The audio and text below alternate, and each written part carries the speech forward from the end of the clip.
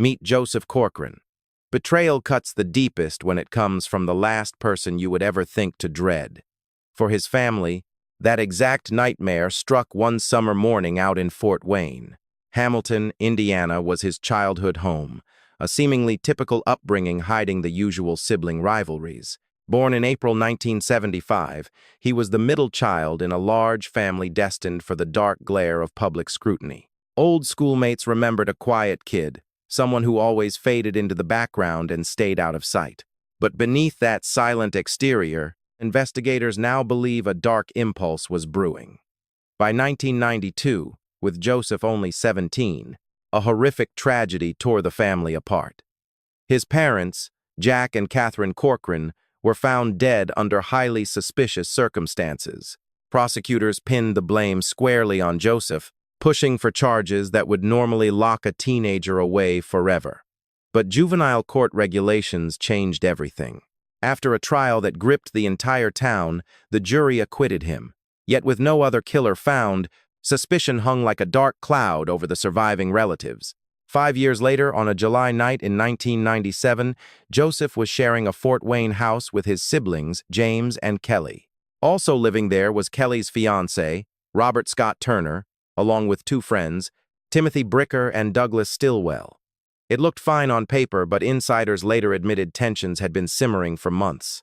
Kelly's upcoming wedding meant everything was about to shift, and that shift meant Joseph had to pack up and move out. For a guy already pushed to the brink by instability, eviction felt like the ultimate breaking point. Late that evening, voices drifting up from downstairs woke Joseph from his sleep. He later told police he thought the men were plotting against him. Paranoid delusion or not, that perceived threat snapped something in his mind. Joseph loaded his rifle, walked downstairs, and executed his brother, his sister's fiancé, and both of their guests within seconds.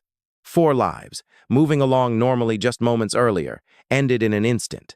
A brutal, systematic ambush left the victims absolutely no chance to escape or fight back. Instead of running or destroying evidence, Joseph stayed put. Hours later, he walked right into the Fort Wayne police station and confessed to the bloodbath. The sheer scale of the slaughter stunned the officers on duty, but it was his chilling lack of emotion that truly unnerved them. No panic, no regret. Just a cold, matter-of-fact confession right there in the lobby. Justice came fast, and by 1999, Joseph Corcoran stood trial for 4 counts of murder. The prosecution's case was airtight, sealed by ballistics from the rifle and eyewitnesses placing him at the scene. His own recorded confession doomed him. The jury voted unanimously for death, and the judge handed down the execution order without hesitation. Indiana law explicitly cited mass murder as an aggravating factor demanding the ultimate penalty. Death row would be Joseph's home for the next 25 years. For 2.5 decades, his attorneys fought the conviction through endless appeals. Public defenders continuously argued that Joseph suffered from severe mental illness, specifically diagnosing him with paranoid schizophrenia.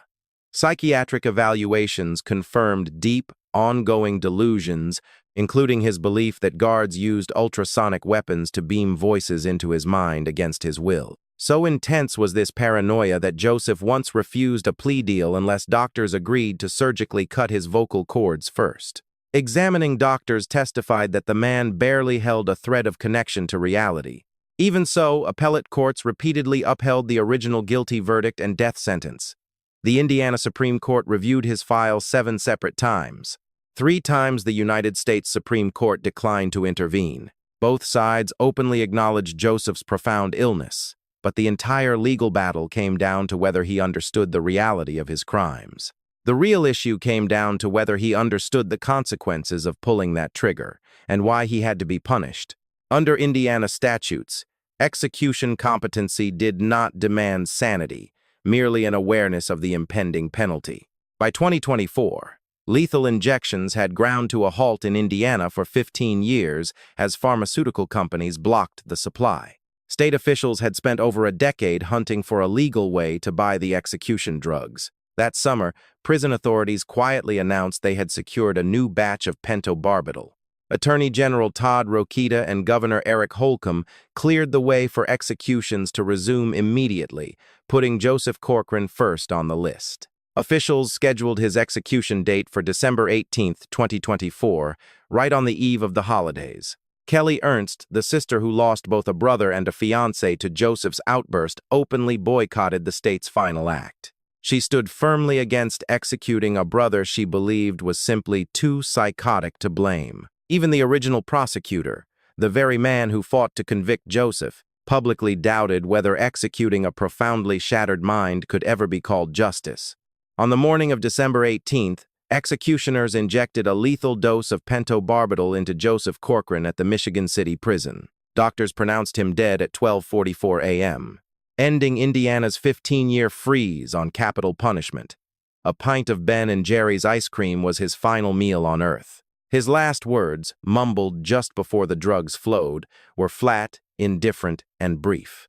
"Not really. Let's get this over with." Outrage and applause quickly followed, with supporters arguing that 4 innocent lives had finally been avenged. Detractors pointed straight back to his medical records, questioning the morality of executing the severely mentally ill. Legal experts viewed the Corcoran case as a brutal example of the friction between state retribution and human mercy, balancing strict accountability against a grim psychiatric reality. What remains of Joseph Corcoran's legacy is a harsh lesson in finality. Some damage simply cannot be undone. 3 decades of agony for the Corcoran family ended inside a sterile execution chamber, yet the deeper questions about sanity, justice, and closure refused to die. And Corcoran was only the beginning of a busy stretch for Indiana's death row. Next up, William Clyde Gibson. Born in October 1957 in Raleigh, North Carolina, this future killer moved with his family to New Albany, Indiana at just 2 years old, growing up in a working-class neighborhood where his father ran a tree-trimming crew and his mother worked a cash register at Sears. Nothing about Gibson's early years hinted at the monster he would become. He reported no trauma or abuse, describing a completely ordinary, stable childhood.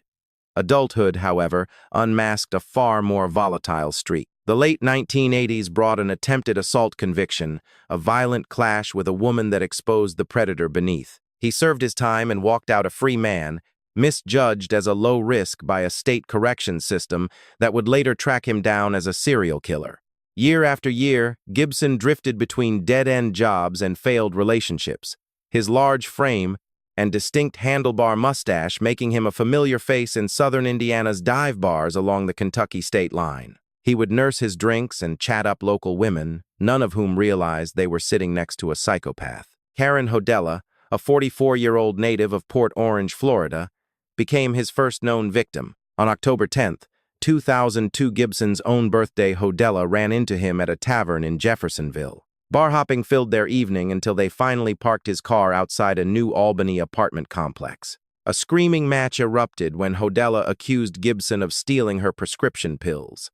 Exploding in a rage, Gibson broke her jaw with a single punch, pulled a pocket knife, and slashed her throat repeatedly. He spent hours driving around with her corpse in the passenger seat before dumping her body near the Ohio River on Emory Crossing Road. Not until January 2003 did anyone find her remains, forcing investigators to rely on tattoos, dental records, and DNA to confirm her identity. With the trail dead, Gibson walked free for a decade, marrying, divorcing, and continuing to stalk the late-night bar scene. By March 2012, he was bringing 35-year-old Stephanie Kirk back to his New Albany home.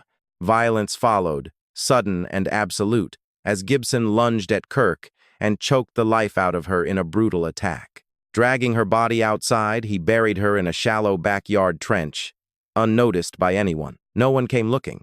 No one knocked on his door while her body lay rotting just yards from his living room sofa for weeks. April 2012 brought another horrific turn when 75-year-old Christine Whitus, who loved Gibson's late mother like a sister, stopped by. Expecting nothing more than a warm conversation, she walked right into a trap. Gibson ambushed her with terrifying savagery, dragging her into the garage to assault and mutilate her.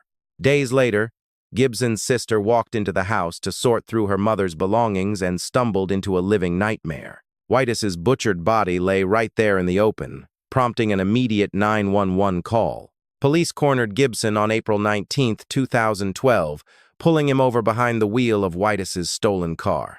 Booked first for driving under the influence, murder charges hit him hours later, causing his mask to slip completely under questioning. He confessed to killing Whitus on the spot, then admitted to the cold case murder of Karen Hodella.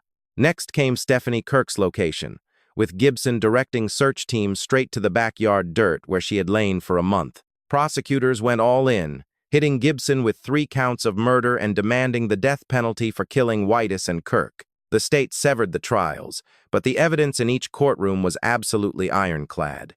Forensics detailed flawless DNA matches, grim autopsy photos, and the agonizing final moments of each victim.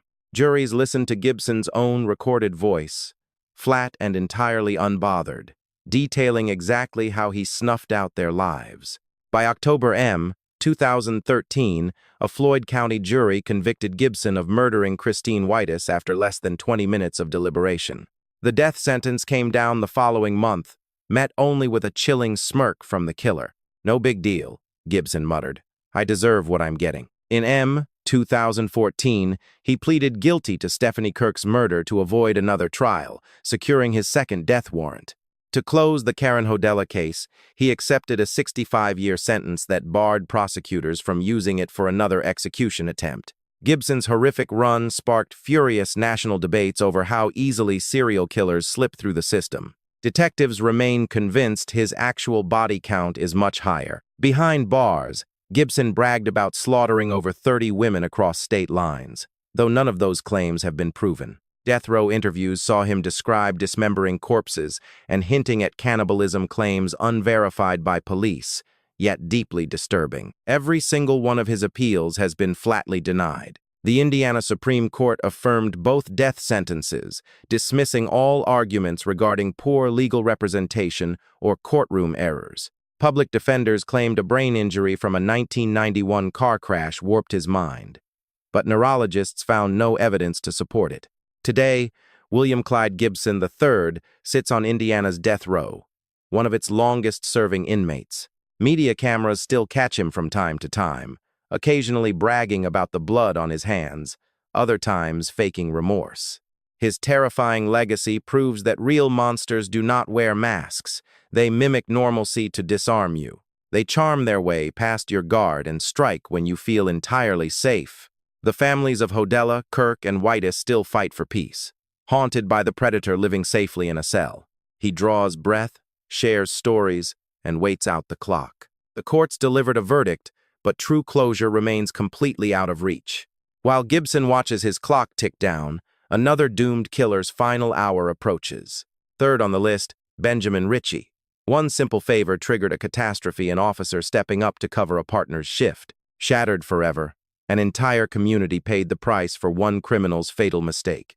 Benjamin Ritchie came into the world in May 1980, enduring toxic conditions around Indianapolis that would easily crush most children. Womb-borne substance abuse plagued his development, inflicting neurological damage that brain scans decades later exposed, confirming Benjamin suffered from partial fetal alcohol syndrome stacked with severe lead poisoning. Completely crippling his mental growth, these defects permanently short-circuited his judgment and impulse control from early childhood on.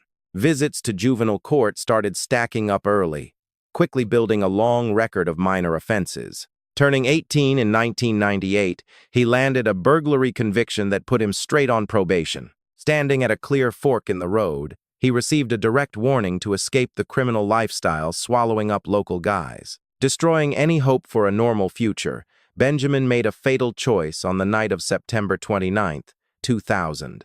Off the clock is exactly where Officer William Toney of the Beech Grove Police Department should have been that Friday night. Wrapping up a favorite weekly ritual, he had just finished dinner at home with his wife, Dee Dee, and their close friends.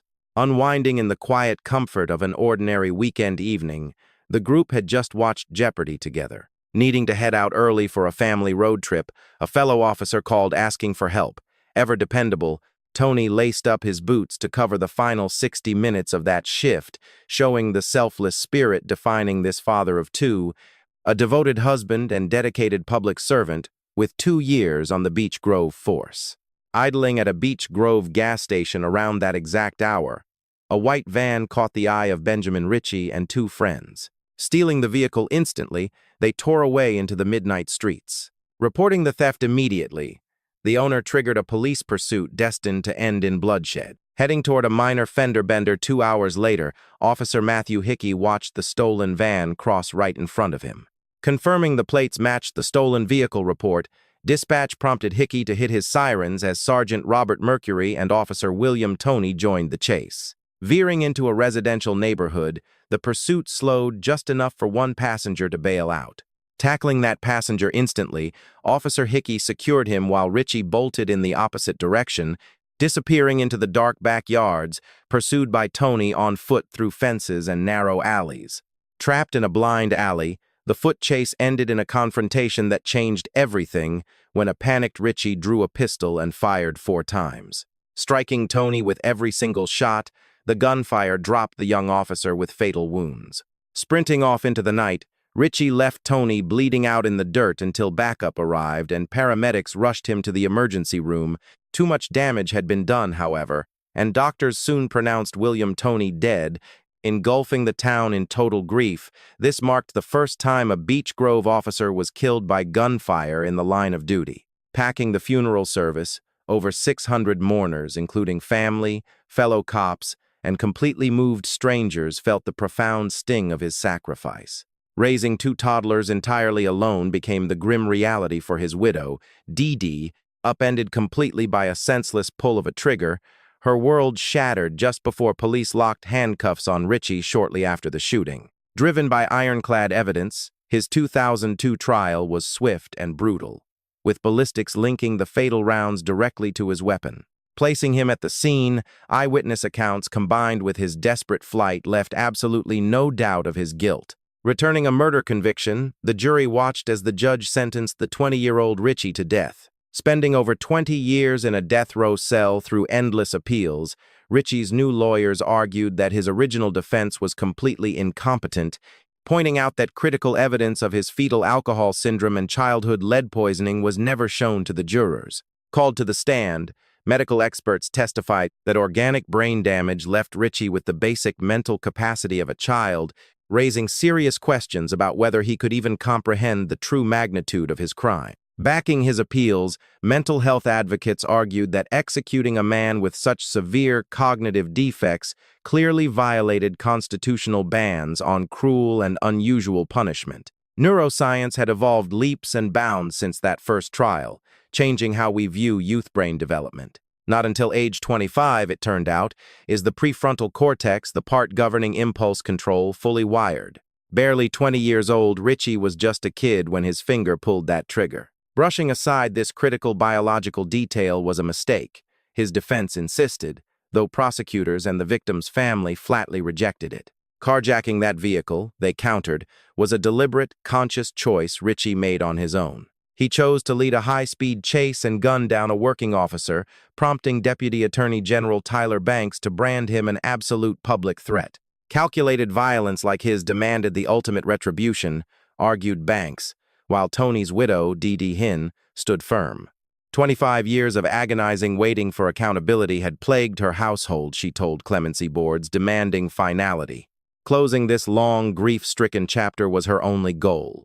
By April 2025, the Indiana Supreme Court locked in a May 20th execution date. Exhausting every legal avenue, Governor Mike Braun followed a unanimous parole board denial and flatly threw out the clemency petition. Just days before his scheduled execution, Ritchie stood before the board. A tearful, choking apology came from his lips as he expressed deep remorse for the devastation he caused. Unredeemed is how the board saw him, pointing directly to a violent prison record filled with infractions and physical threats. May 20th, 2025 marked the day Indiana administered the lethal injection to Benjamin Ritchie at Michigan City. Just past midnight, the lethal protocol began, with his official time of death marked at 12:46 a.m. Olive Garden's tour of Italy, platter fettuccine, Alfredo, lasagna, and chicken parmigiana was his chosen final meal. Sending love to family and friends filled his final words, wishing peace to everyone left behind. Convulsing violently against the straps as the drugs flowed, the inmate's sudden struggle was later detailed by his lawyer watching from the gallery. acute physical pain, or a mere involuntary spasm, the true cause of that sudden shudder remained unclear to the attorney. Offering zero technical breakdown of the execution, state prison officials clammed up immediately. Barring independent press from the chamber, the state marked its second execution within 6 months. Restarting its dormant death house aggressively was the clear signal Indiana wanted to send. Resolution finally came to the Toney family via the needle, though they knew it could never bring back a stolen husband and father. A grim failure of the legal system is what his supporters saw. Refusing to accommodate organic brain damage or human maturity, the system had failed them completely. Shattering lives across generations, Benjamin Ritchie's legacy is a tragic lesson in how a split-second choice ruins everyone: the slain, the survivors, and the shooter himself. But Indiana's executioners were only getting warmed up. Next up, Roy Lee Ward. Decades behind a steel door cannot dim the sheer horror of certain barbaric atrocities. 24 years of torment twisted the road to justice for Stacy Payne's loved ones, while Roy Lee Ward grew up in southern Indiana, fighting developmental deficits that would fundamentally warp his entire life path. ADHD and autism spectrum disorder saddled Ward from the start, leaving him angry, isolated, and lacking basic social skills.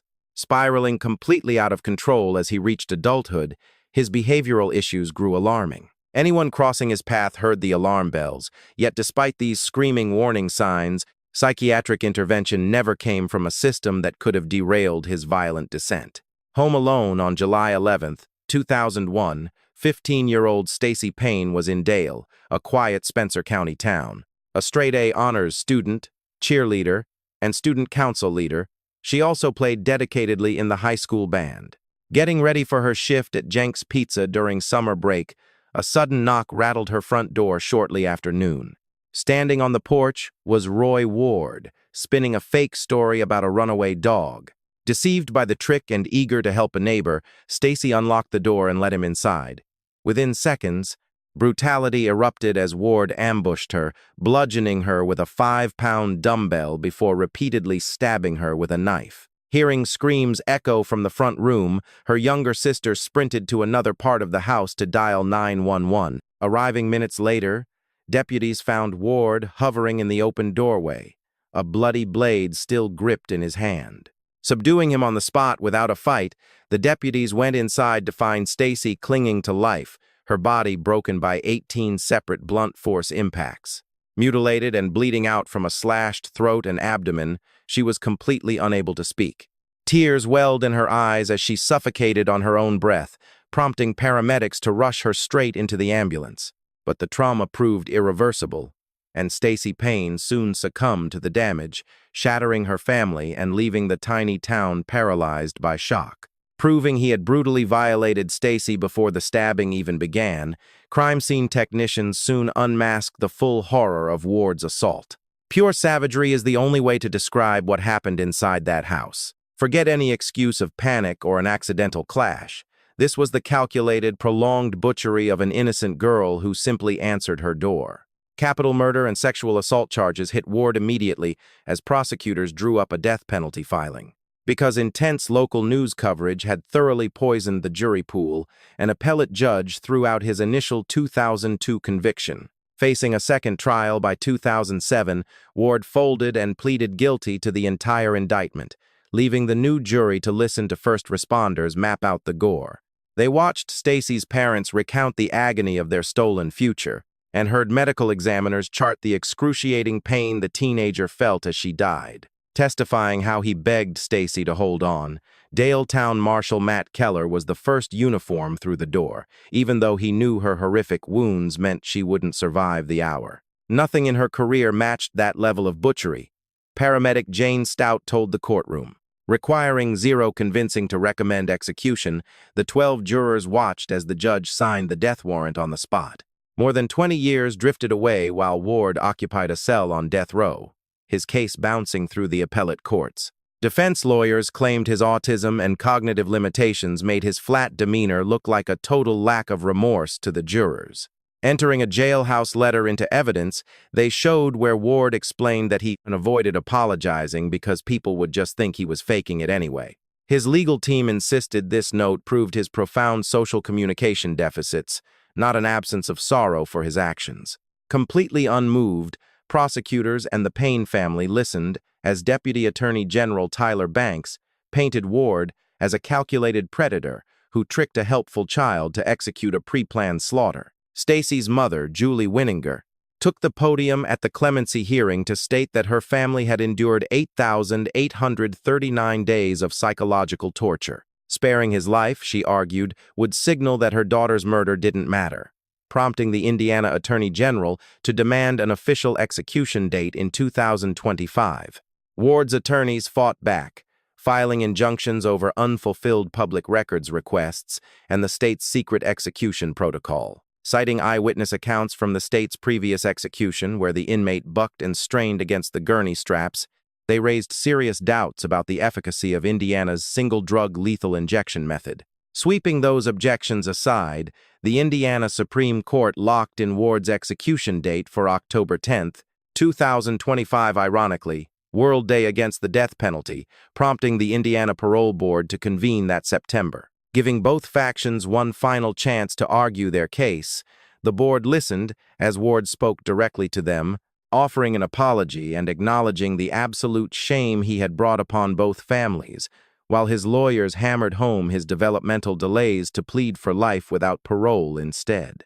The first officers at the scene, and Stacy's surviving kin, begged the board to deny mercy. Voting unanimously, the board advised Governor Mike Braun to let the execution proceed as scheduled. Days later, Governor Braun announced he would follow the board's recommendation and sign the final order. October 10, 2025 saw Roy Lee Ward die by lethal injection at the Michigan City Prison, with executioners starting the IV lines just past midnight. Pronounced dead by the coroner at 12:33 a.m., his massive final meal came from Texas Corral: a hamburger, a steak melt, French fries, a baked potato, fried shrimp, a sweet potato, chicken Alfredo, and a basket of breadsticks, which he followed by spending his final seconds whispering instructions to his spiritual advisor, Deacon Brian Nosebush.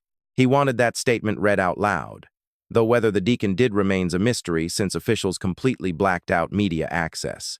Marking Indiana's third execution within a single year, this lethal injection proved the state was dead serious about reviving the death penalty. A decade-and-a-half freeze was officially over, and the state was making up for lost time. Absolute accountability is how Attorney General Todd Rokita described the lethal dose, calling it ultimate justice for Stacy Payne.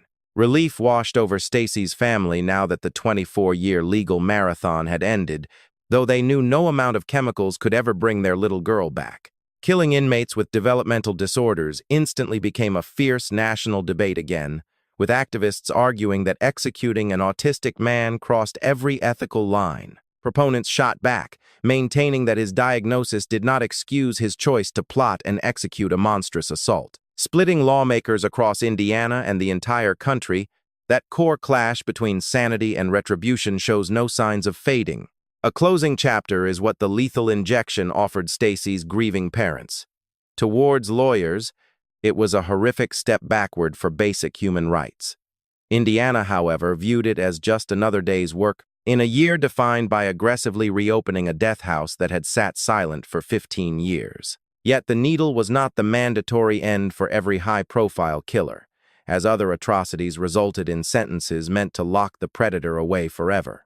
Take the case of Raymond Childs. When a father stands up to discipline his teenage son, you expect some shouting, eye-rolling, or a slammed door, not the kid slaughtering the entire household. Born in October 2003, Raymond Childs III grew up in Indianapolis, where his father, Raymond Childs Jr., worked as a music producer launching Just Real Records to help local kids break into the business. Their home sat on Adams Street on the city's east side, a regular block where neighbors chatted over fences and looked out for each other. But behind closed doors, the child's home was a total pressure cooker. Court records later revealed that young Raymond III spent his entire childhood witnessing brutal domestic violence, watching his mother endure beatings from a string of boyfriends. Psychologists detailing his history found complex trauma that thoroughly warped his emotional growth, leaving him with an explosive temper and absolutely zero impulse control. Compounding those issues was a below-average IQ, which made it nearly impossible for him to process anger or express feelings normally.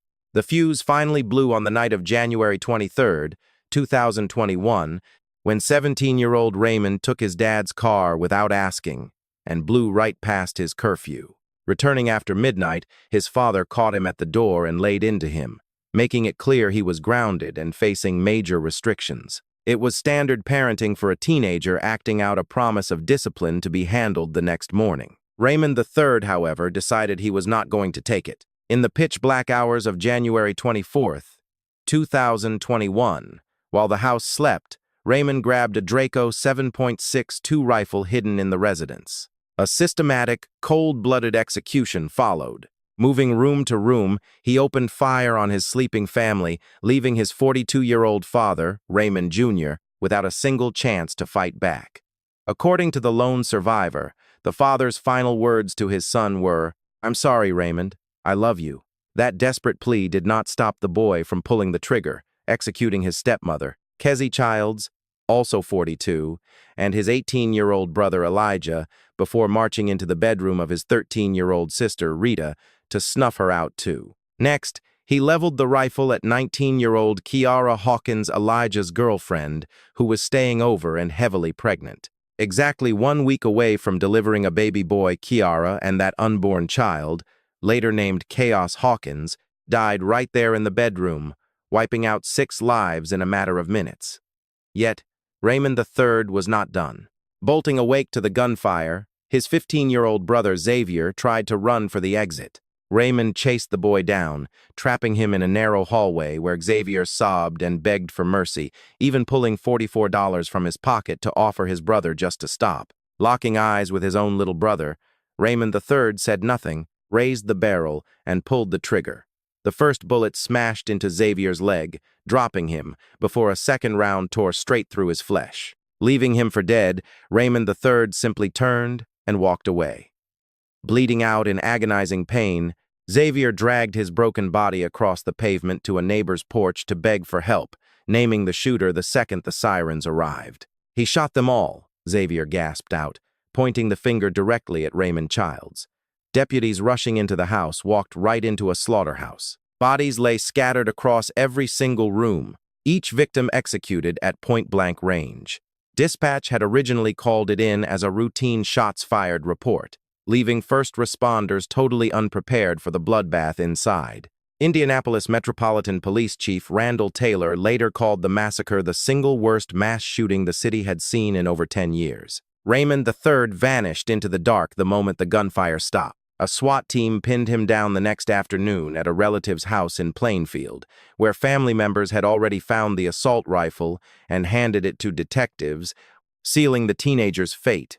Grand jurors indicted Raymond III on 6 counts of murder, 1 count of attempted murder, and a weapons charge. His first trial in July 2024 collapsed into a mistrial after an explosive outburst in the gallery. Overwhelmed by grief, a relative spun toward the defense table and screamed, "Why did you do it, Raymond?"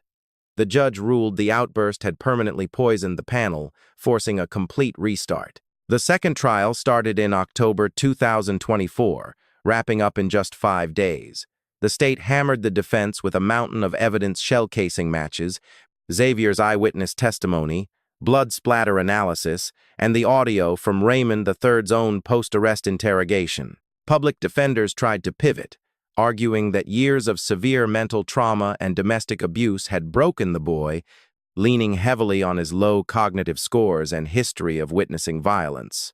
They insisted there was zero premeditation, painting the massacre as an impulsive snap brought on by severe emotional overload. The jury did not buy a single word. Deliberating for less than 3 hours, they returned guilty verdicts on every single count. The cold facts were simply undeniable. Raymond III had stalked through that house methodically, executing his relatives one by one. This was no sudden crime of passion. It was a systematic execution. On March 10, 2025, Judge Charles Miller hit Raymond Childs III with a 360-year prison sentence, 6 consecutive 60-year terms for the dead, plus a heavy stack of years for trying to kill Xavier. Branding the bloodbath one of the darkest mass murders in Indianapolis history, the judge stated flatly that Raymond III could never be allowed near civilized society again. Offered a chance to speak at the microphone during sentencing, Raymond III faced the courtroom. No apology came out. No remorse was shown. Instead, he looked at the gallery and claimed, "I lost family just like everyone else did. I'm not a murderer. I'm not a killer." The defiant denial stunned the packed room, crushing those who had hoped for a single shred of accountability. Marion County Prosecutor Ryan Mears released a statement reminding the public that no sentence could ever truly heal such profound devastation. He read aloud the names of Raymond Childs Jr., Kezzie Childs, Elijah Childs, Rita Childs, Kiara Hawkins, and baby Chaos Hawkins, begging neighbors to support the surviving relatives. Raymond Childs III will take his final breath inside a maximum security cell, completely stripped of parole. Xavier, the lone survivor, still battles daily with the physical limitations and psychological ghosts of that midnight ambush. The Adams Street property quickly transformed into a community shrine, its steps buried under heaps of fresh flowers, flickering candles, and handwritten notes of grief. The horror stands as a chilling reminder that our most lethal predators sometimes sleep under our own roofs.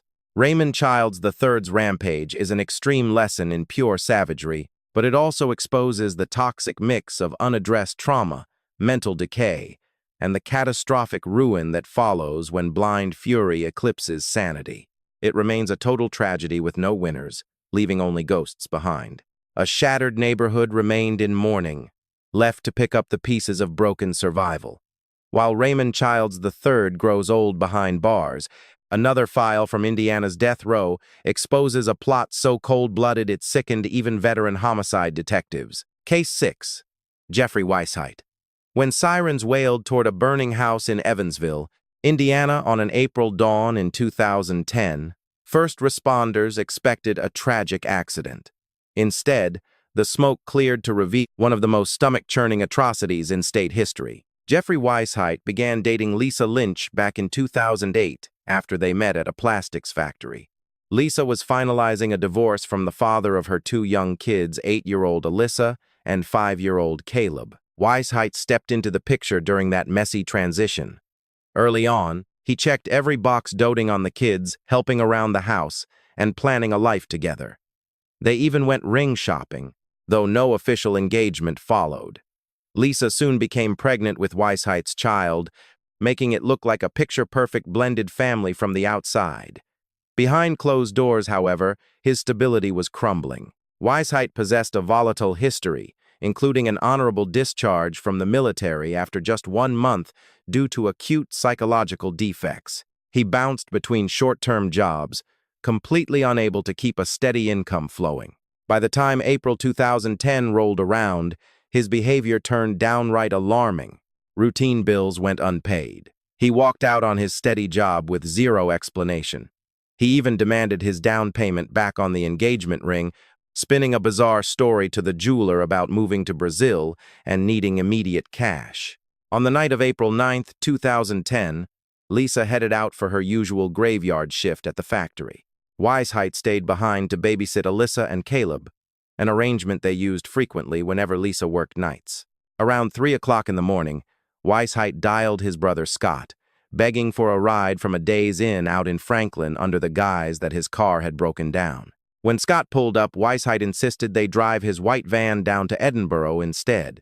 Scott caught a glimpse of something white bundled in the back of the van but thought nothing of it. Cruising south on Highway 31, Weisheit suddenly ordered Scott to turn toward Camp Atterbury, a desolate military training ground choked with deep woods and zero tourist traffic. Scott complied, steering the vehicle down a gravel turnout deep in the forest. Weisheit got out, telling Scott to head home, and Scott drove off without a second thought. Meanwhile, a frantic midnight phone call shattered Lisa's shift. Her neighbor screamed that her house was burning down. Lisa desperately tried to contact Weisheit, flooding his phone with calls and texts. Silence was his only answer.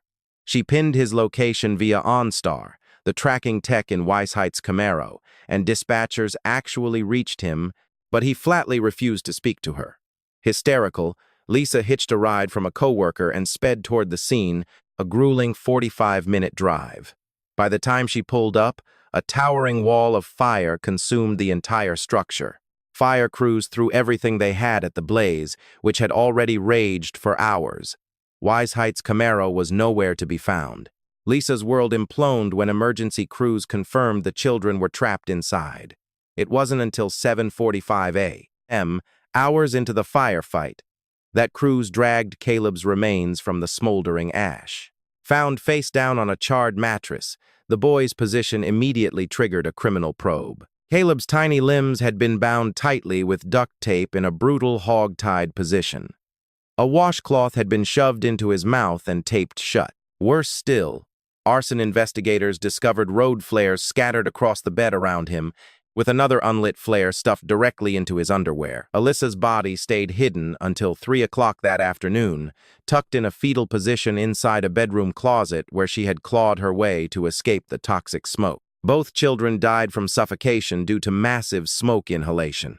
Weisheit, meanwhile, had already crossed state lines in a desperate bid to escape. State troopers tracked his signal through OnStar, initiating a high-speed pursuit that blew past 100 miles per hour before cornering him in Covington, Kentucky.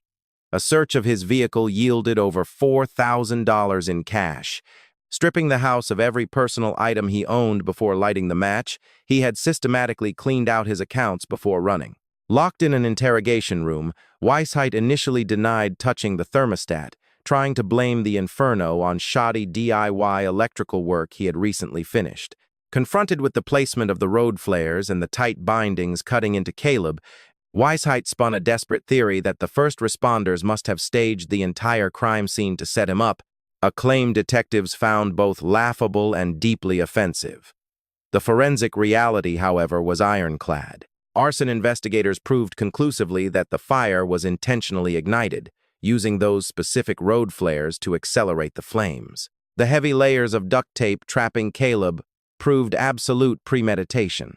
Weisheit's calculated moves before the smoke cleared, quitting his job, draining his bank account, packing his things, and fleeing the state exposed a meticulously plotted exit strategy. Clark County hosted the 2013 trial, a change of venue ordered from Vanderburgh County due to the toxic media circus surrounding the case. The trial dragged on for over 2 weeks as prosecutors hammered the jury with forensic slide decks, Lisa's heartbreaking testimony, and statements from Weisheit's own relatives detailing his rapid psychological descent. The defense scrambled, arguing that the state lacked definitive proof of intent, trying to leave the door open for an accidental electrical fire. The jury required just over 2 hours of deliberation before returning guilty verdicts on 2 counts of murder and a top-count arson charge. Days later, they delivered a unanimous recommendation for execution. Under Indiana statutes, the trial judge was legally locked into that decision, sentencing Weisheit to death row in July 2013. During the sentencing phase, Lisa Lynch took the stand to read a devastating letter detailing the agonizing reality of losing her babies to such monstrous cruelty. She wept as she recalled Alyssa's love for her elementary school classes and her dream of teaching. She evoked Caleb's booming laugh and how excited he was to pack a backpack for kindergarten. The entire courtroom sat paralyzed, punctuated only by muffled sobbing from the gallery. Weisheit has spent the subsequent years firing off appellate briefs, hitting a brick wall at every turn. The Indiana Supreme Court affirmed his death sentence, and the United States Supreme Court flatly denied review. A federal judge slammed the door on his latest appeal in 2023, dismissing claims of bad lawyering and calling out Weisheit for running deliberate stall tactics. Today, Jeffrey Weisheit bides his time on Indiana's death row, where he will likely sit for years, as his remaining procedural lifelines dry up. His dossier remains one of the darkest stains in state history, a predator who gained the trust of a vulnerable mother and her toddlers, only to try and incinerate the evidence of his betrayal by burning them alive. For Lisa Lynch, the psychological shrapnel remains permanent. The ultimate question of why Weisheit chose to destroy her world will likely never yield a satisfying answer. The most lethal monsters are always the ones wearing a mask of boring normalcy. Jeffrey Weisheit's horrific legacy proves that the people we let into our homes are fully capable of unmitigated evil. Yet Indiana's death row wasn't exclusively reserved for men. One of the state's most polarizing convictions focused on a woman whose actual guilt remains a fierce battleground. Case 7. Sarah Jo Pender. The woman whom prosecutors branded a female Charles Manson met Richard Hull at a concert, and the pair instantly locked into a codependent, high-velocity romance. Hull was a massive former high school lineman with a rap sheet that already included grand theft auto and felony residential entry convictions. Shrugging off the flashing warning signs, Sarah signed a lease with him on Michael Street, sharing the space with two of Hull's associates, Andrew Cataldi and Tricia Nordman. Both of those roommates were actively running from the law in Nevada. Nordman had walked away from a prison sentence for forgery, while Cataldi was a fugitive on felony meth trafficking charges. According to subsequent trial testimony, Hull and Cataldi turned the rental house into a retail drug operation, generating a chaotic, highly explosive atmosphere. Neighbors frequently called in disturbances over shouting matches, which usually centered on money Hull's sister supposedly owed Cataldi. On October 24, 2000, the entire house of cards imploded. That morning, Sarah walked into an Indianapolis Walmart and purchased a 12-gauge shotgun. By sunset, Cataldi and Nordman were dead, both executed by multiple close-range blasts.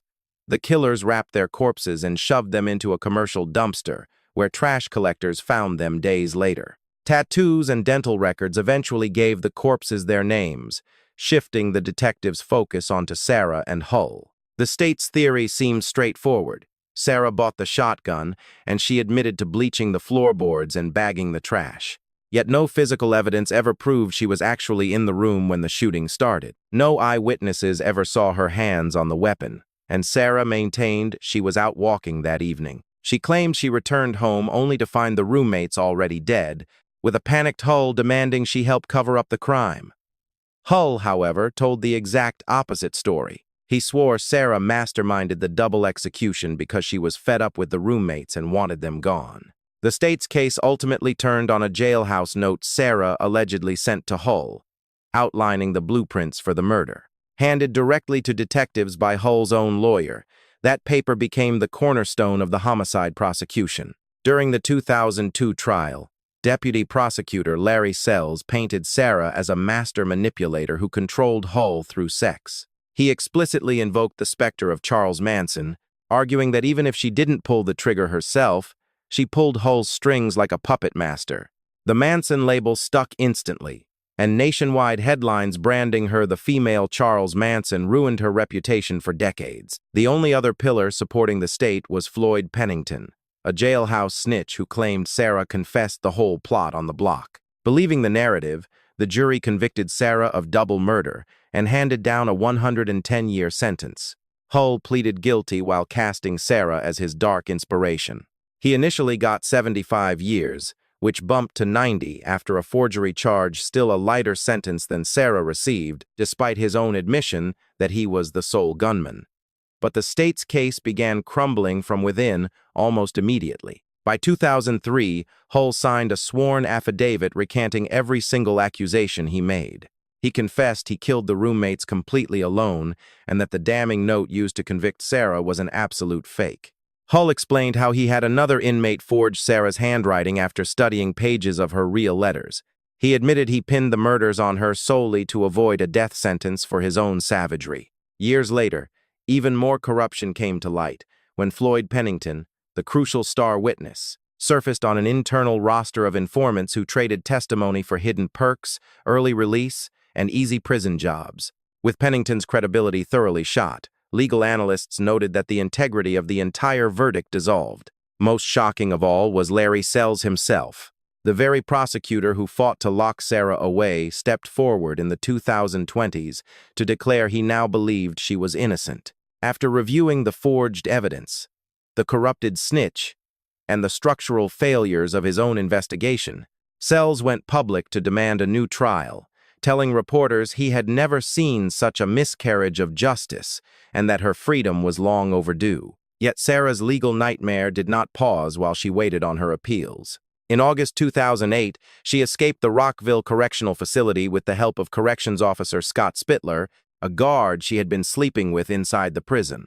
Spittler, A married father smuggled civilian clothes and a cell phone directly onto her housing unit. Ditching her prison uniform inside the facility gym, Sarah changed into the civilian gear, walked right out the gate, and vanished.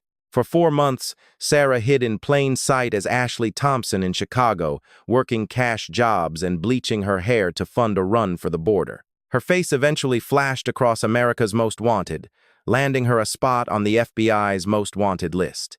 An older man she relied on for fast cash spotted her on a television broadcast and confronted her. Despite her frantic pleas that she was framed for the original double homicide, he called the feds. FBI agents cornered Sarah in December 2008 and sent her back to Indiana, where a judge tacked 6 extra years onto her sentence for the escape. As punishment, prison administrators kept her in solitary confinement at the Indiana Women's Prison for 1,070 days over 5 grueling years. Pure psychological torture is how that level of isolation felt to her, but prison administrators fired back, arguing her calculating, manipulative nature made her too dangerous for the general population. Stripped of his badge and convicted of felony escape assistance, Scott Spittler served a 7-year sentence before his 2011 parole. His marriage dissolved instantly, while cellmate Jaime Long, who helped orchestrate the plot from inside, also drew 7 years and walked free in 2013. Ever since, national true crime spotlights have locked onto Sarah's file, with Georgetown University's making an X&E program adopting her case to send law students to dissect the old conviction and lobby for her immediate release. Serious doubt over the highly irregular way the prosecution managed the exhibits was even voiced eventually by Richard Hull's own presiding trial judge. Pleading for a sentence reduction, Sarah stood before a Marion County judge in December 2024. Having stepped into her mid-40s and logged over 2 decades in a cell, she begged the bench for mercy. Cleaning the floors and covering up the bodies earned her a prison stay, she admitted, but she insisted a 110-year term was a grotesque injustice built on fake evidence. Her lead counsel hammered home the point that Sarah's file is one of the rarest anomalies in legal history, a case where the original prosecutor openly admits he got it wrong. The court has yet to hand down a ruling on that clemency petition. As the docket stands right now, Sarah's projected release date won't arrive until 2054, when she will be 75 years old. A toxic lightning rod for Indiana's judicial system. Her case exposes gaping wounds around wrongful convictions, rogue prosecutorial ethics, and whether absolute justice can ever truly exist when the underlying guilt is completely hollowed out. The most maddening mysteries aren't actually about the mechanics of the crime scene, as Sarah Jo Pender's legacy proves. They are entirely about who holds the microphone and who we choose to believe. While the Pender debate rages on, another landmark Indiana dossier focused on a killer whose body count was mathematically horrific, Orville Lynn Majors. When elderly patients began dropping like flies inside a quiet community hospital, nobody in town could fathom that a highly praised nurse was actively executing them. But the hard data stripped away any doubt, unmasking one of the most prolific medical serial killers Indiana had ever birthed. Born in April 1961, Orville Lynn Majors grew up in Linton, a tiny coal mining town of fewer than 6,000 residents. As a teenager, he spent years nursing his failing grandmother, an intimate experience that drove him to pursue a medical career.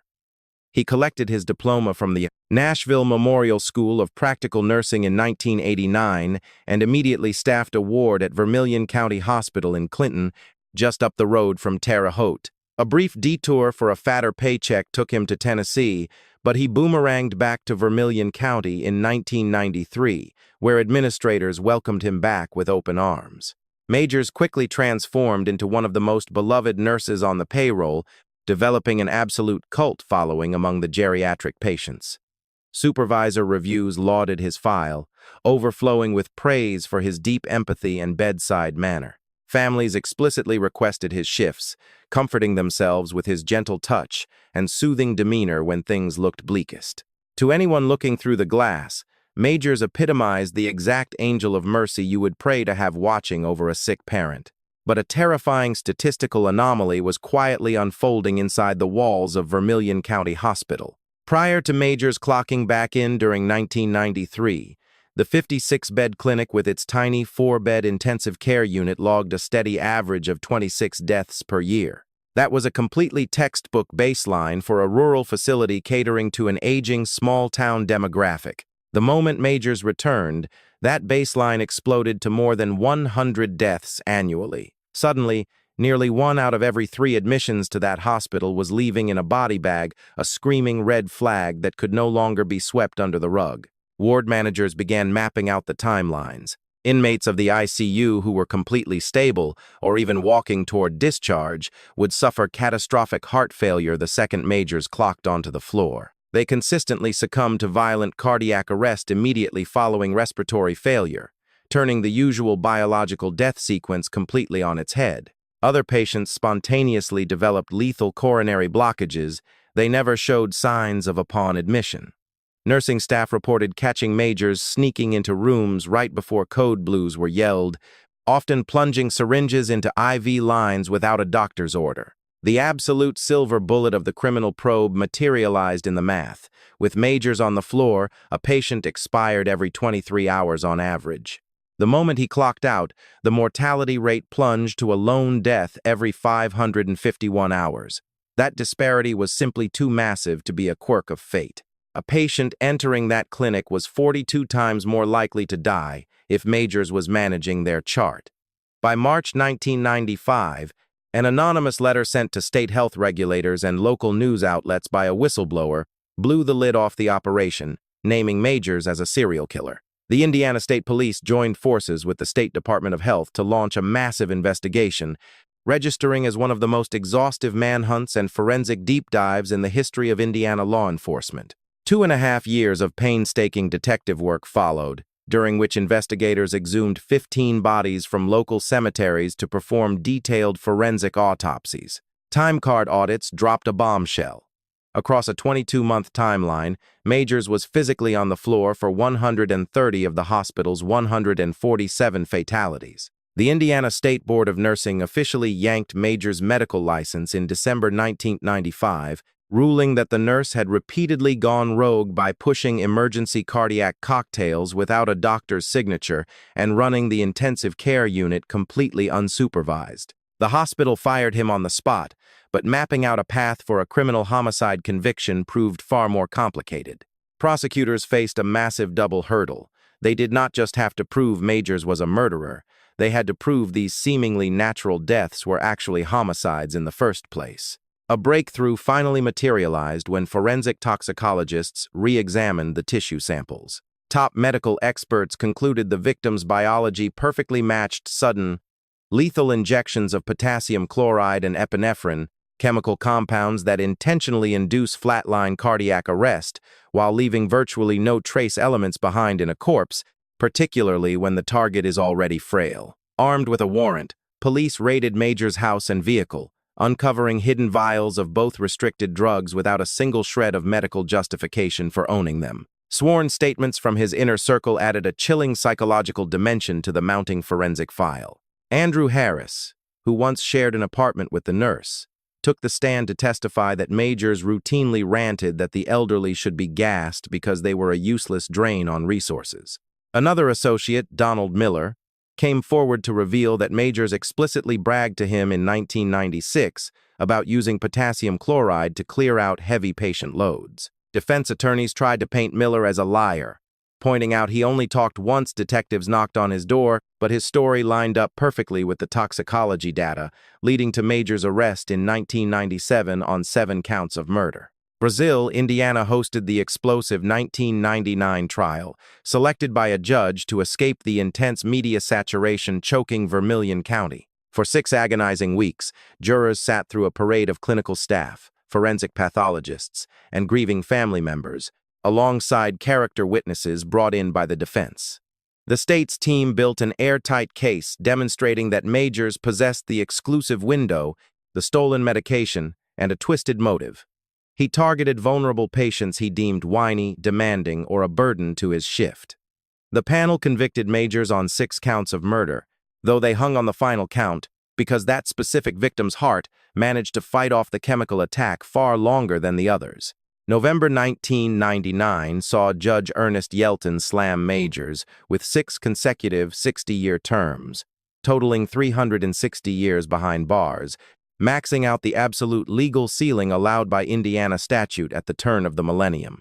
The judge openly condemned Majors' behavior as a diabolical betrayal and a masterclass in pure malice, declaring from the bench that the maximum penalty allowed by law was barely a fraction of the punishment he actually deserved. Furious relatives launched multi-million-dollar wrongful death suits against Vermilion County Hospital, alleging gross administrative negligence for letting a predator manage their loved ones. The bulk of those civil claims wrapped up out of court, with families receiving financial payouts drawn directly from a state-managed patient compensation fund. Regulators hit the clinic with an $80,000 fine for severe safety breaches, stripping its accreditation and forcing a temporary shutdown until it rebranded as West Central Community Hospital. Majors dug in his heels and refused to admit guilt throughout his entire stretch in a maximum security cell. He flooded the appellate courts with paperwork, but the Indiana Supreme Court permanently sealed his fate by affirming the convictions in 2002. Prison interviews saw him constantly whimper that he was the victim of a statistical witch hunt, claiming a wave of natural deaths was normal for an aging community. Yet the forensic charts and the astronomical mathematical odds made those desperate deflections completely laugh-out-loud impossible to accept. Behind the walls, Majors ironically behaved like a model prisoner, logging a mere 3 minor behavioral write-ups across nearly 2 decades of confinement. By 2015, his visitor log went completely dead. On September 24, 2017, at 56 years old, Majors collapsed inside his cell at the Indiana State Prison after gasping for air. Guard escorts rushed his unresponsive body to a local emergency room where ER doctors officially pronounced him dead. A preliminary medical examiner's report pinned the cause of death on natural cardiovascular failure. The ultimate cosmic irony closed his file. His own heart naturally gave out in the exact manner he had chemically forced upon dozens of innocent victims. Though the state officially secured 6 convictions, homicide detectives remain convinced that Majors' true body count easily clears 100 victims during his reign of terror at Vermilion County. His grim legacy stands secure as one of the most prolific serial killers to ever draw breath in the state of Indiana, forever branded in true crime history as the Angel of Death, for weaponizing a position of absolute trust to execute the people he deemed unworthy of life. The fallout from Majors' atrocities triggered sweeping reforms in Indiana's healthcare regulations. Public health officials mandated strict new protocols requiring immediate audits of unexpected patient deaths, while drastically increasing the oversight and clinical monitoring of licensed practical nurses across the board. The criminal investigation also served as a textbook case study, proving to medical administrators nationwide just how critical statistical cluster analysis is for flagging suspicious mortality trends before a body count spirals out of control. For the surviving family members left in the wake of the Angel of Death, news of his passing brought a complex wave of closure and frustration. Some grieved that he had slipped away too easily, drawing a peaceful final breath in a hospital bed, rather than answering for his crimes strapped to an execution gurney. Others found a quiet sense of relief, knowing with absolute certainty that his lethal hands would never touch another vulnerable patient. Gracie Carrico, whose brother was among the suspected victims, later remarked that granting Majors a swift exit via lethal injection would have actually been too merciful compared to the terror he inflicted. The legacy of Orville Lynn Majors stands as a terrifying reminder that the world's most dangerous monsters don't always stalk their prey from the shadows of a dark alley. Sometimes they wear crisp scrubs, carry stethoscopes around their necks, and offer a warm, comforting smile right before they push a lethal dose into an IV line. Yet not every prisoner occupying a cell on Indiana's death row would see their sentence carried out by the state. In certain high-profile cases, the legal system came to a grinding halt when an inmate was deemed too severely mentally ill to legally comprehend their own execution. Case 8. Michael Dean Overstreet. The headlights abruptly went black. A young college student steered her failing car onto the dark shoulder of the road, completely bewildered as to why her vehicle's electrical system had suddenly died. She had absolutely no way of realizing that the recent impact against her rear bumper was no accidental fender bender, or that the man stepping out of the shadows toward her driver's side window had engineered this exact scenario. Michael Dean Overstreet spent his formative years in rural Indiana, where neighbors and childhood acquaintances recalled him as an isolated, deeply disturbed youth. He cross-stepped into a relationship with Melissa Holland during their high school years, and she later recalled that he initially projected a protective persona, shielding her from local bullies. The pair married at a young age, but it did not take long for Melissa to realize that Michael's psychological state was far more volatile and hazardous than she had ever anticipated. He developed a dark, consuming obsession with combat knives, keeping them clipped to his waist at all times and practicing tactical drills with the blades every single day. His emotional stability began to disintegrate into terrifying, unpredictable mood swings, turning their household into a psychological pressure cooker. Seeking an escape or perhaps a sense of order, Michael enlisted in the United States Marine Corps, hoping the rigid military structure would straighten him out. Instead, his enlistment collapsed after just 1 month, resulting in a discharge due to acute psychological issues. Returning to Indiana, he drifted aimlessly from one construction gig to the next, punctuated by long stretches of unemployment as his grasp on reality steadily decayed. Back home, Melissa watched with growing dread as her husband developed a voyeuristic fascination with television broadcasts detailing violent crimes, specifically hunting for news segments involving missing or assaulted young women. She later detailed to detectives how he would sit paralyzed in front of the television, obsessively absorbing every grim detail of the reports. On the evening of September 26, 1997, 18-year-old Kelly Eckhart clocked out of her shift at a Walmart in Franklin and began her routine drive back to Bogstown.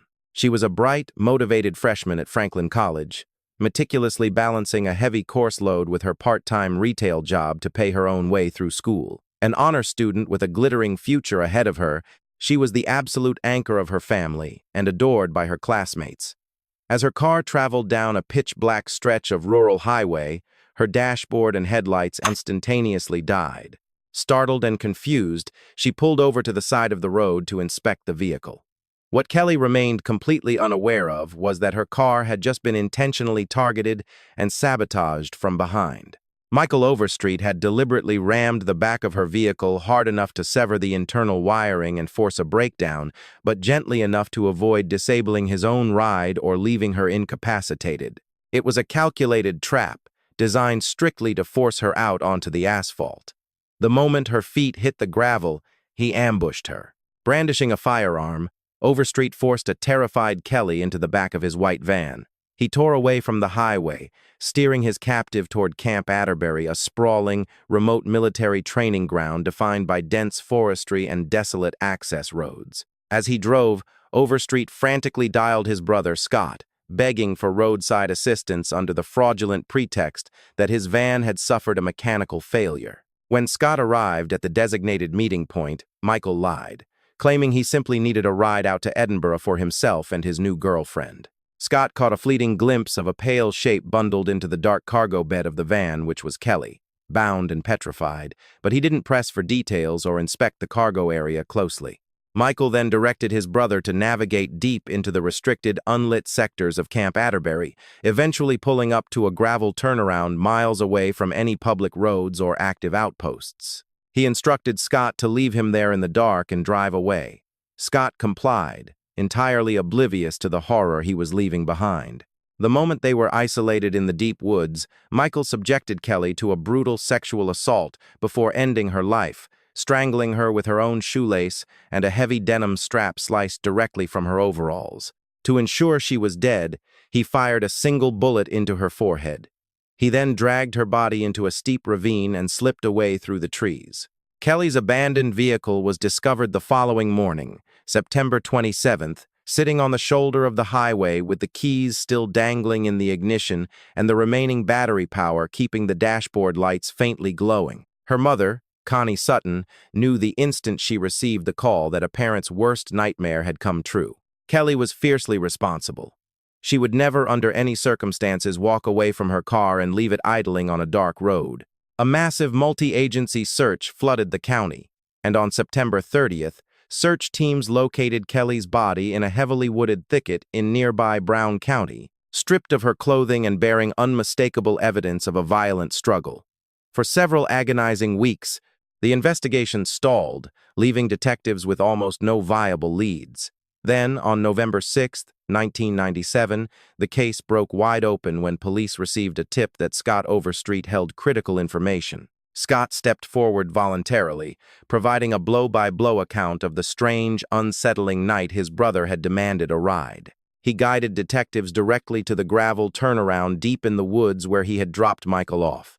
Searchers combed the brush and recovered Kelly's glasses, a hair scrunchie, her pager, a necklace, and various torn scraps of clothing strewn across the site. On November 7th and 8th, authorities executed high-stakes search warrants at Michael's residence. They secured a hand-drawn map detailing the layout of Camp Atterbury, a blanket containing fibers that perfectly matched those found on Kelly's attire, and floorboard samples from the van that provided a forensic match to materials recovered from her body. Analysts measured the van's front bumper and confirmed it aligned precisely with the distinct impact damage found on Kelly's car. Biological samples taken from the victim returned a conclusive DNA match to Michael Overstreet. He was immediately arrested and slapped with charges of murder, criminal assault, and felony confinement. His wife, Melissa, cooperated fully with the prosecution, revealing Michael's disturbing, obsessive fixation on the news coverage of Kelly's disappearance. She recounted a night he returned home with blood splattered on his clothing, dismissing it with a hollow lie about hitting a stray dog. She detailed his lifelong, lethal knife obsession and his descent into increasingly erratic, volatile behavior. She further testified that he tracked news reports about Kelly's case with a chilling, predatory intensity, often knowing exactly which local outlets would broadcast the updates before anyone else. The trial in 2000 was a harrowing, emotionally draining affair. Kelly's surviving family endured graphic, painful testimony regarding her final, terror-filled hours, while forensic specialists methodically laid out the evidence anchoring Michael to the scene of the crime. Scott Overstreet took the stand to testify against his own brother, forced to articulate the crushing guilt of realizing he had unknowingly acted as the transport for a killer on the way to a murder. The jury returned a verdict of guilty on every count and delivered a unanimous recommendation for the death penalty. The judge upheld that sentence, and Michael Overstreet was formally processed onto death row. However, as the years stretched into decades, Michael's psychological state suffered a catastrophic collapse. Prison psychiatric staff eventually diagnosed him with severe, treatment-resistant paranoid schizophrenia, documenting a litany of debilitating symptoms including vivid hallucinations and deep-seated, unshakable delusions. Numerous forensic evaluations ultimately concluded that while Michael understood he had been convicted of murder, his advanced delusional state rendered him incapable of rationally grasping the concept of his own execution or the moral necessity of the punishment itself. In 2014, following a marathon series of competency hearings featuring intense cross-examination of 4 separate psychiatrists, St. Joseph Superior Court Judge Jane Woodward Miller issued a formal ruling declaring Michael Overstreet mentally incompetent to be executed. The decision was anchored in a landmark 2007 U.S. Supreme Court precedent, which mandates that the state cannot constitutionally put a death row inmate to death if they lack the cognitive capacity to rationally understand the link between their crime and their impending execution. The Indiana Attorney General's office ultimately opted not to challenge the ruling, acknowledging that Judge Miller's decision was legally sound and unlikely to be reversed on appeal. However, this ruling does nothing to vacate or invalidate Michael's original conviction or his underlying death sentence. It merely places the execution in a state of indefinite suspension, pending a potential, though unlikely, improvement in his mental faculties that would restore his competency. Connie Sutton, Kelly's mother, has spoken publicly about the agonizing frustration this ruling caused. She remains deeply skeptical that Michael's mental illness is as debilitating as the defense claims, viewing the competency proceedings as a manipulative ploy to cultivate sympathy for a man who surrendered all claim to it years ago. During formal clemency hearings, she pleaded with the court to allow the law to take its full course. Despite her pleas, Michael Overstreet remains sequestered on death row today, breathing and alive, but shielded from the state's ultimate sentence. His case remains frozen in a permanent, haunting legal purgatory. The Overstreet file underscores the excruciatingly complex moral and legal intersection between severe mental health decay and the application of capital punishment. It forces a collision between public demand for retributive justice and the ethical constraints against executing the profoundly unwell. These cases present an impossible dilemma for a justice system tasked with balancing objective guilt against the clinical reality of a broken mind. For Kelly Eckhart's family, the reality is a daily, grueling burden, knowing her murderer remains fed, housed, and alive, his final fate lingering in a state of eternal uncertainty.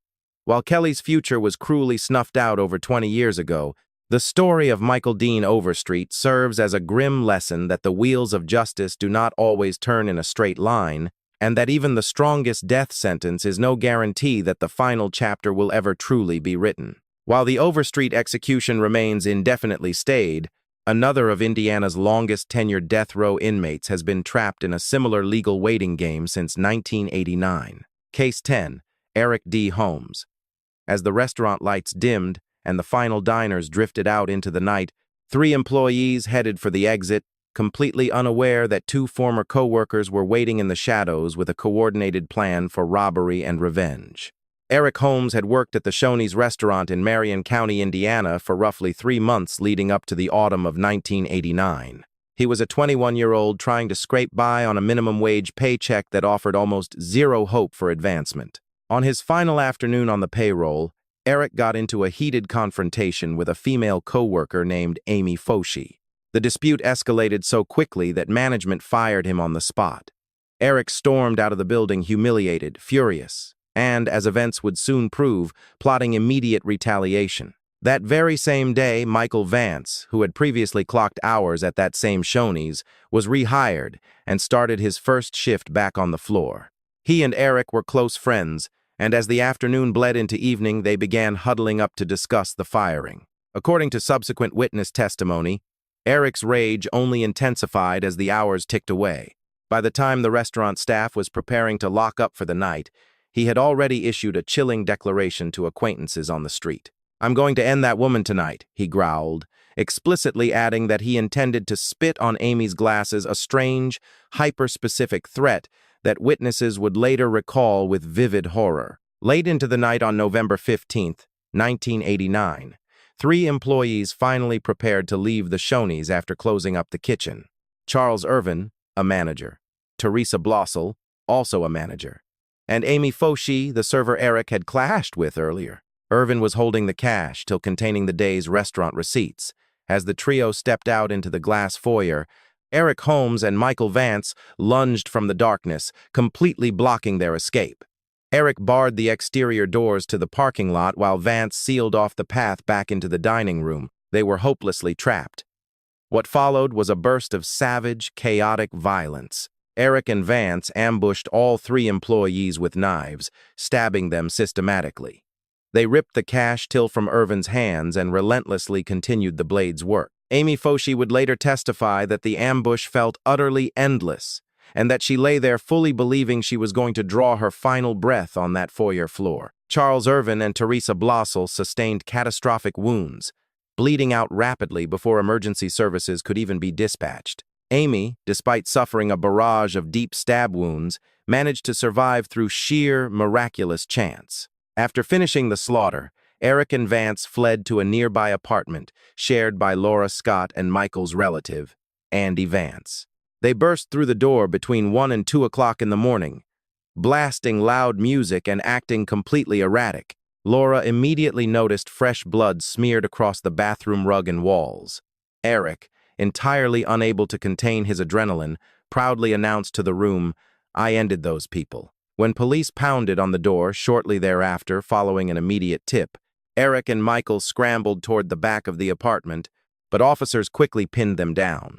While being processed, Eric began shouting a series of bizarre, disjointed phrases, repeatedly chanting, "Murder in the first degree," followed by, "This is the real truth, and we will triumph."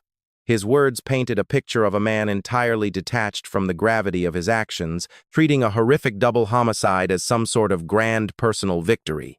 The mountain of evidence against both men was completely ironclad. Amy Foshee survived against all odds to take the witness stand, explicitly pointing out Eric Holmes and Michael Vance as her attackers and detailing the mechanics of the ambush in agonizing, close-range detail. Forensic toxicologists and blood splatter analysts tied both men directly to the foyer.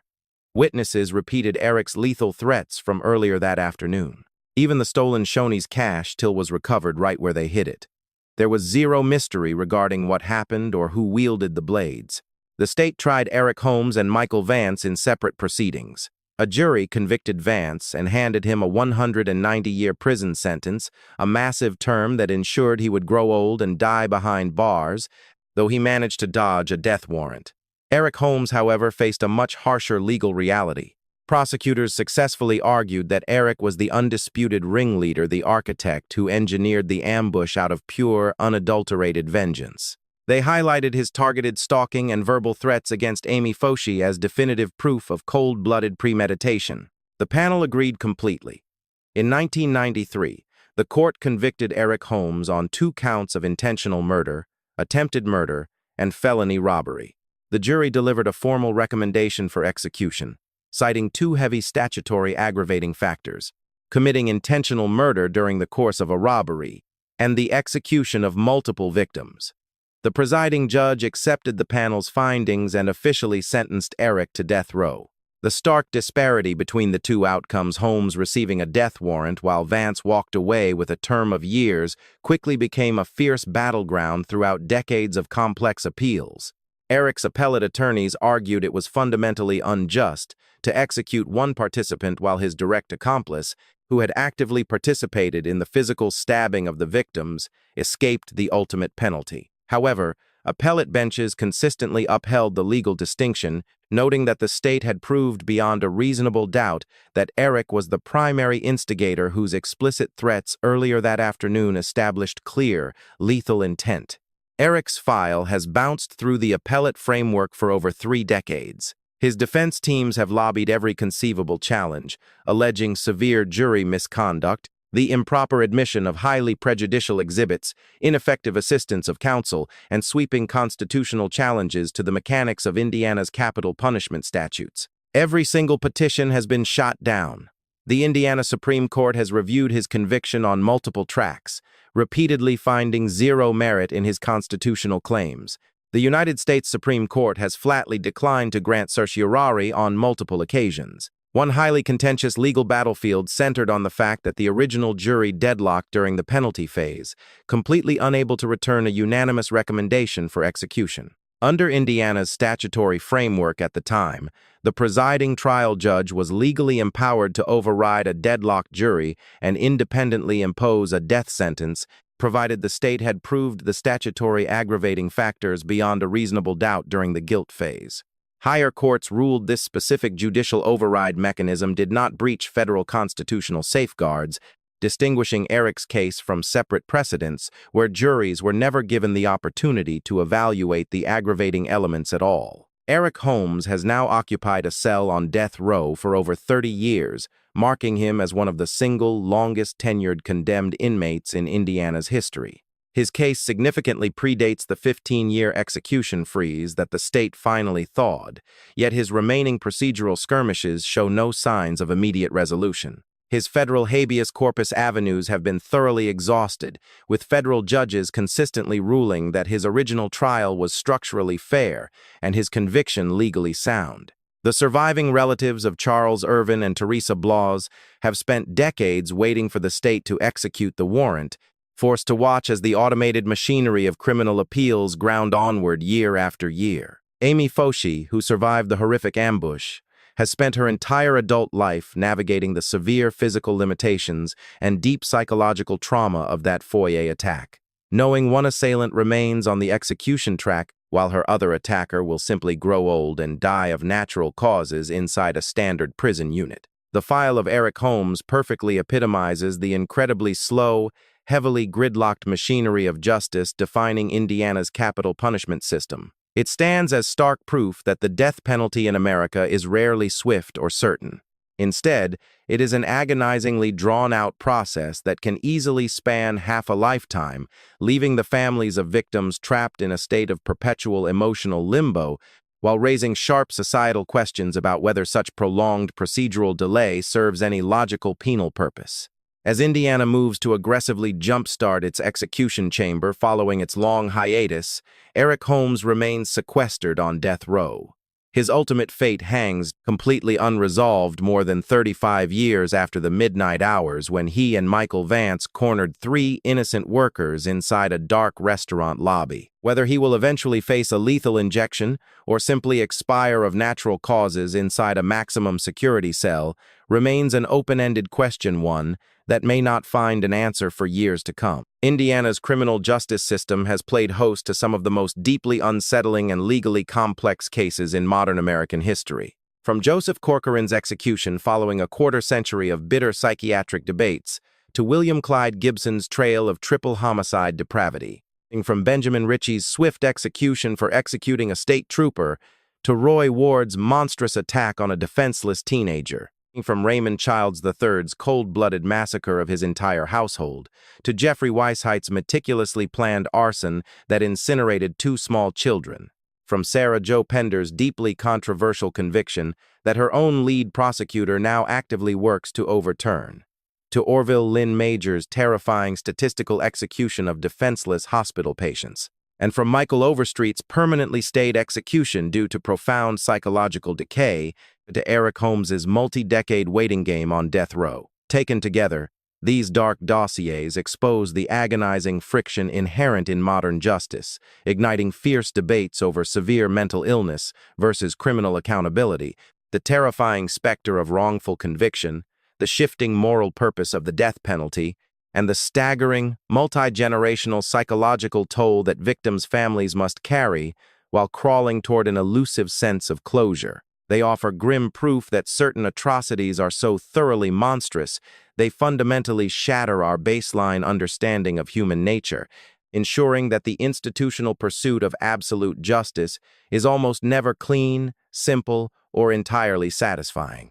For the victims and the survivors left to carry the pieces, these case files represent profound, gaping losses that no court order or execution warrant can ever truly repair. For the public at large, they serve as a chilling reminder that unmitigated evil can sleep under the roof next door, that the justice system remains an imperfect, human-made machine, and that the ultimate questions surrounding human guilt, state-sponsored punishment, and absolute redemption may never yield clean or comforting answers.